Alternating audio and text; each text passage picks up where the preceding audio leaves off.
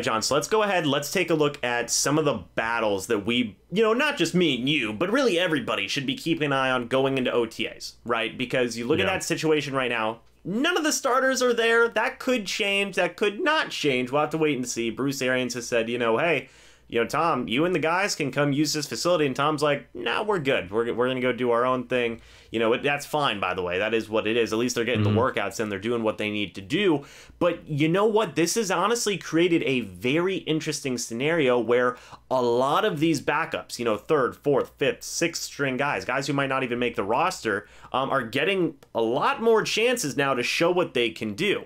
The rookie draft class, some of these undrafted guys, some of these, new veteran signings who were on tryout contracts. Like, a lot of these guys have these opportunities now, and I think it's a good idea to kind of take a look at those battles and see, what could happen here. So let's get started with it, John. The first battle that I kind of have written down is that fifth cornerback job. There are so many stinking guys competing for that fifth cornerback job now. I have them all written down. You have Herb Miller, Antonio Hamilton, Nate Brooks, Chris Wilcox, Cameron Kinley, who you guys wrote an article about on PewterReport.com, and then now newly signed cornerback Dee Delaney. 6 guys all competing for one roster spot. What are your thoughts on all 5 of these guys, or all 6 of these guys going for that 5th spot? Who do you think is going to get it at the end of the day? My first thought was maybe they keep 6, but we don't really know. I mean, the safety battle it'll probably be all special teams. If 2 of your best special, if somebody 2 guys are better than Justin Watson, then maybe you don't keep 7 receivers. If Justin Watson's the best guy, then maybe you keep 7 receivers and 5 corners and 4 safeties, and you don't have an extra guy either of those spots. So there's a lot of flexibility in that way with this team, I think, right now. But I think, if I'm guessing, Herb Miller still got the inside track for the job. I don't see anybody necessarily that should scare him, but Antonio Hamilton's got the most experience, and he's got a lot of special teams reps under his belt. So that will matter some too. Nate Brooks has some experience as well, so that will matter. How does that play out in those preseason games? If they didn't have preseason this year, this would be a complete nightmare to try and sort out, because this spot is solely based on special teams. I don't even know if defensive ability, it might be a tiebreaker, but that's it. I mean, if you ball out on special teams, you're getting this job. And so we'll be watching the special teams reps. So when the all 22 of the preseason games or the tape of the preseason game comes out, to see how these guys are playing. But yeah, that's, Chris Wilcox is kind of the recent guy. So he's got a little bit of that. Oh, we drafted him. That, whether you like it or not, there's there's a little bit of bias in everybody's head when it comes to having to cut a guy like that. Although he's a late 7th round pick, so less so than maybe normal. So Kinley was the guy that stood out, though. Cameron Kinley. So everybody's got a little bit of something going for them in this matchup of bodies, except really for Dee Delaney. He wasn't even on a roster last year. He's probably the longest of long shots to make it. But I really have no clue. I mean, like I said, I just bet on Herb because he's the incumbent. He knows kind of what he's up against. He knows everything. He's got a little more comfortability. That will matter. But I mean, yeah, it's going to come down to special teams. And Antonio Hamilton balls out on special teams. These guys had defensive experience too. Like I said, that could be the tiebreaker if a bunch of guys impress on teams. And then you also have to think about who's most likely to make the practice squad. Kinley balls out. Kinley's pretty likely to make the practice squad, I think. And so you'd like to sneak him over there and maybe get him on that. Maybe same thing for Wilcox. You can get those younger guys that teams don't know. Antonio Hamilton's on people's radar, right? They have special teams coaches around the league have his tape. If somebody gets hurt, he'll be a guy they'd want to snap up. So he might be the guy you want to keep on your roster because of that, rather than on your practice squad where he can be signed away. So guys like Wilcox and Kinley, who are rookies, teams need special teams help. They're not looking to sign rookies they're looking to sign guys with some experience away from other teams' practice squad. So that has to go through their minds as well, which is why I think Kinley or Wilcox will probably be the practice squad guy, and Hamilton or Herb Miller will probably be the 5th corner. And if they keep 6, maybe both those two are corners, and then the other guys are on the practice squad. But you'll probably see 2 on the practice squad, 1 on the active roster, or 2 on the active roster, 1 on the practice squad, maybe 2 on the practice squad if they do bigger practice squads. So we'll see how it unfolds. Yeah, it's going to be an interesting one. I mean, like you said, everybody's got a little something that they got going for them right now, one way or another. So, I mean, this is, I mean, in terms of the bodies, you know, in terms of quantity, it's going to be one of the more heated battles, not just, you know, for OTAs, but throughout the entirety of the offseason program, you know, just because of the amount of guys you have competing for that spot. But we'll have to wait and see. You know, I could see it going any direction at this point, you know, and really none of it would surprise me. But taking a look at the next battle I want to highlight here, John, is backup defensive line. And I'm not talking about defensive tackle because Nacho's there, Steve McClendon's there. That's pretty much entrenched behind, you know, Vita Vea as those backup defensive tackles and whatnot. I'm taking a more look at the backup defensive end battles because there's a lot of young guys back there, a couple of veterans as well who have been with the team for a couple of years where, you know, there's a lot of competition there. So I kind of want your thoughts on some of the guys who are there and what could potentially happen with that battle. Yeah, I think that Anthony Nelson's been one of the few guys at OTAs, right? Like the guys that are kind of proven a little bit and knows kind of his stuff a little bit. So, you know, maybe as one of those edge guys, he's a guy that feels the heat a little bit from a guy like maybe even Cam Gill. I don't know that he does, but it's worth, you know, he's there, he's working, he's, you know, one of the guys at OTAs trying to prove himself. And so obviously Tryon coming in, maybe he's trying to send a message to coaches. I'm not giving up that number 3 spot easy either. So good for him for being there. I think he's going to probably be the number 4 guy. I don't necessarily see him in danger of losing his roster spot. I mean, Nelson's not a bad player. He's just, there's no upside. You had to get better at number 3 in terms of pass rush. He doesn't give you anything there. He can't kick inside really and be effective. He's not effective off the edge. He doesn't have athleticism or go-to move or anything. So he's just kind of a good, solid run defender. If you need somebody to step into a game, he can hold the line, but he's not going to give you much above that. I think he's a nice guy to have on the roster, but I just don't want to miss that number 3. That's an important position in today's NFL. So the addition of Tryon helps a lot. You hope he can develop, but I would say, yeah, I don't think it's necessarily there's going to be a ton of really big time battles with that edge group right now. I mean, I think you'll see Cam Gill compete, and if they wanted to keep 5, what he does on special teams will really, really matter. And it could keep them from keeping a 5th off-ball linebacker if they wanted to go that route. Again, it's going to come down to a lot of special teams. That's how it'll be determined with a lot of these guys, where they see him matching up. And usually you've got your edge defenders and your linebackers playing the same roles on special teams. So it could be like Cam Gill and Quentin Bell competing with, you know, Joe Jones or KJ Britt or Grant Stewart, you know, for a spot behind the top 3 linebackers for the Bucs. You know, and same thing with corner and safety. It's probably corner, safety, and wide receiver. Honestly, you know, it's weird to think about, but you probably got like Cameron Kinley and Antonio Hamilton competing with Justin Watson. You know, that's kind of probably what you'll have, something like that, you know, along with your own position group. You're going to be competing across position groups, your gunners and jammers and those kind of roles. And I think that's how you'll see a lot of these battles play out. Yeah, and then what about, you know, behind like Sue and Golston, you know, guys like Patrick O'Connor, Sam Renner, who's a friend of the channel, Khalil Davis, some of these other guys, you know, what are your thoughts on those kind of battles?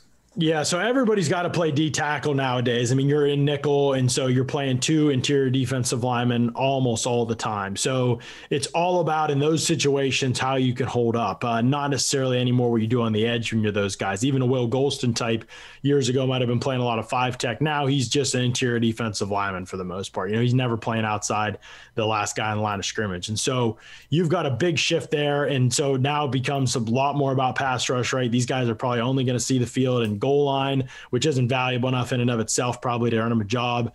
So it's about goal line or it's about pass rush, and it's about special teams. So Pat O'Connor helps himself because he's a good special teams player. You know, so that matters for him. You know, Khalil Davis is going to help himself a lot if his route might be pass rush. I mean, he's certainly got athleticism to play some on teams, but you know, most of these guys are probably going to make their impact more. Who's the best pass rusher? You know, who's the most upside?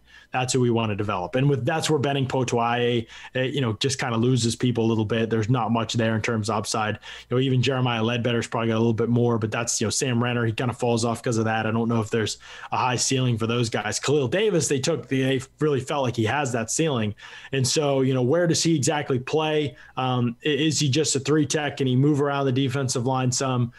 That'll be something that they've got to kind of sort through and determine in this offseason. Hopefully gives them a better chance to evaluate him, because remember, no preseason last year. So Khalil Davis was really pretty big unknown going into the year and didn't get to play much. So for us and for the fans, I think it'll be really a chance to see him play and see if he can excite because he's a different type than really everybody else on the D-line. They don't have another player like him, skill set wise, build. He's very unique. So I would love to see that get added into the rotation just in terms of an adjustment for other teams. But he's the only guy to me that really has a chance at getting an actual role defensively because at this point what Ledbetter and O'Connor and those guys are, and they're okay if you need the last guy in the line of scrimmage, to do what they do, or the last guy off the bench to do what they do. But at the end of the day, they're not going to win, big jobs, I don't think. Yeah. And then the last two, now, obviously, backup offensive linemen, that's another one to keep an eye on with all of the guys that they got there. John Mulshawn, friend of the channel, Aaron Stinney, Brad Seaton, who's coming back, some of those names there. But two specific ones is that second or third quarterback job, depending on whoever wins that, between Blaine Gabbert and Ryan Griffin. I want your thoughts on that. And then finally, that fourth wide receiver job, because there's a lot of people now who could be competing. Well, three guys who could be competing for that: Scotty Miller, Tyler Johnson, and Jalen Darden, who Jalen Darden's been exploding since he has been drafted. There's been so much praise for him. And then, we actually did a poll on the community tab again, and Scotty Miller just dominated the vote. I think he had like 70 or even 80% of the vote in terms of who's going to get that fourth wide receiver spot. So I wanted your final thoughts on both those position battles, Blaine Gabbert versus Ryan Griffin, and then that fourth wide receiver job. It's so funny to me that I keep seeing people on social media be like, I don't know, the more I look at the quarterback room, the more I think Kyle Trask is the odd guy out. I'm like, they're not cutting Kyle Trask. Like, what are we talking about here? They're going to cut Ryan Griffin, but they're probably trying to get him on the practice squad. I don't know what the rules for that will be yet this year. Yeah. Griffin's obviously older, so he'd be an older practice squad guy. Last year, that was okay.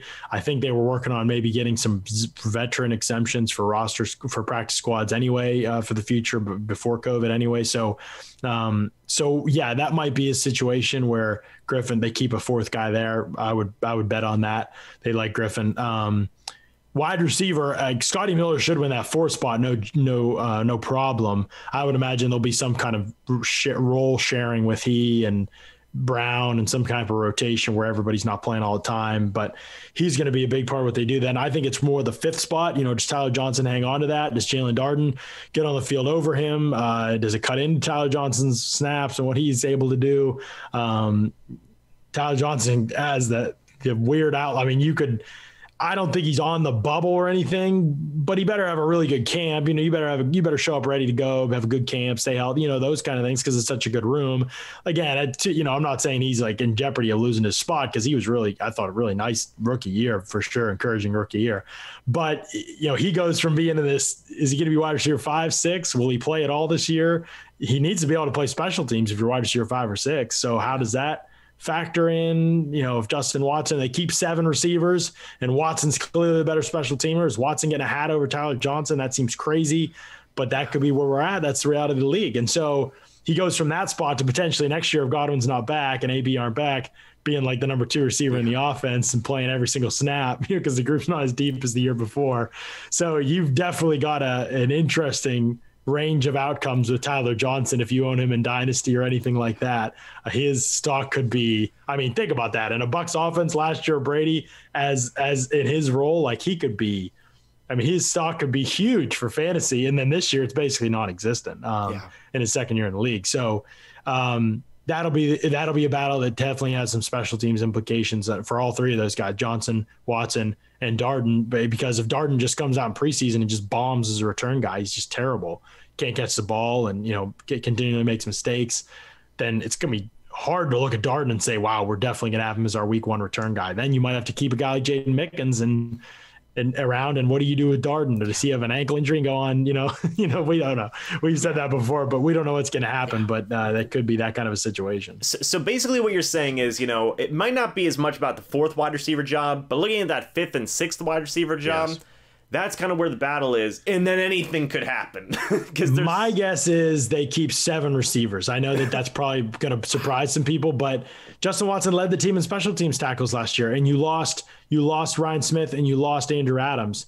That's all that those depth jobs are. So if you keep 7 wide receivers and just 5 corners and 4 safeties and 4 linebackers, but you got your best special teams group out there, then that's it. I mean, that doesn't matter what position Justin Watson plays, really. He's never playing on offense. He's just a special teamer. And so that's why I think they want to keep Watson if they can, and they obviously want to keep Darden and Tyler Johnson. So there you've got 6 when those guys are. So Watson will be 7. And you can't – Darden and Tyler Johnson, I think it's just unlikely that Darden, Miller, Tyler Johnson, none of those guys are going to be able to do what Justin Watson does on special teams. Not that he's, an irreplaceable special teamer. Hopefully one of these corners beats him out, and that's we don't have to worry about 7 receivers. But right now he's the best guy, and he's the most reliable guy, and you saw what you got from him last year, and they appreciate what they got from him last year. And, I think that matters to them. And so I don't think trying to cut down on turnover on special teams will be a key. That's why I think Kevin Minter's safe, whereas other situations you could definitely see Joe Jones replacing him.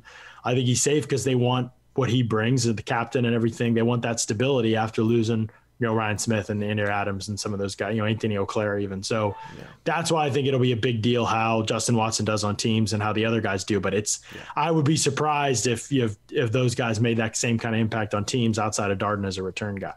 There you go. And you know what, guys? This is why we make videos like this. Pay attention to your special teams, okay? Don't ignore it, because you see all of these just blood battles that are going on at all these other different positions right now. So, that's your disclaimer for today. Pay attention to your special teams.